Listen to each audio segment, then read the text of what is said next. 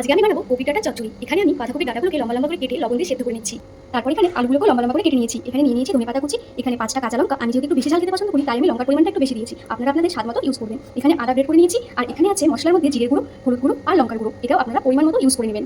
তারপর মোটামুটি কপি ডাঁটাগুলো সিদ্ধ হয়ে আসলে জল ঝরিয়ে নামিয়ে নিয়েছি বাটির মধ্যে। এবার আমি আবার কড়াইটা বসিয়ে দেবো। কড়াইটা গরম হলে তারপর দিয়ে দেবো তেল।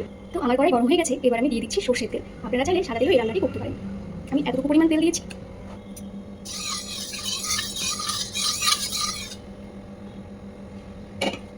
তারপর তেল গরম হয়ে গেলে এখানে আমি সম্বারের জন্য দিয়ে দেবো অল্প একটুখানি পাঁচফোড়ন।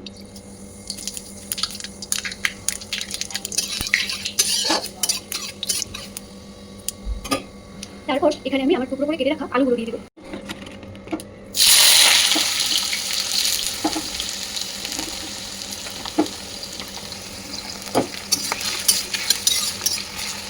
তারপর এই আলুগুলো একটুখানি ভেজে নেবো।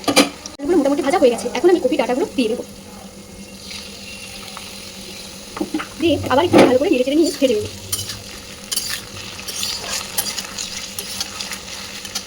তারপর এখানে স্বাদ মতো লবণ অ্যাড করে দেবো।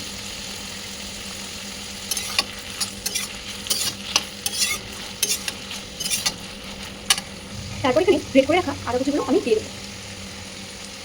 দিয়ে আবার একটু নাড়াচাড়া করে নেবো। একটু চেক করে নেবো আলুগুলো সেদ্ধ হয়েছে কিনা। বাহ, বেশ সুন্দর সেদ্ধ হয়ে গেছে। তারপর এখানে এই মশলাগুলো অ্যাড করে নিচ্ছি। তারপর লঙ্কাগুলো দিয়ে দিলাম। এবার আবার একটু নাড়াচাড়া করে মশলাটা ভালো করে মাখিয়ে নেবো সব কিছুর সাথে।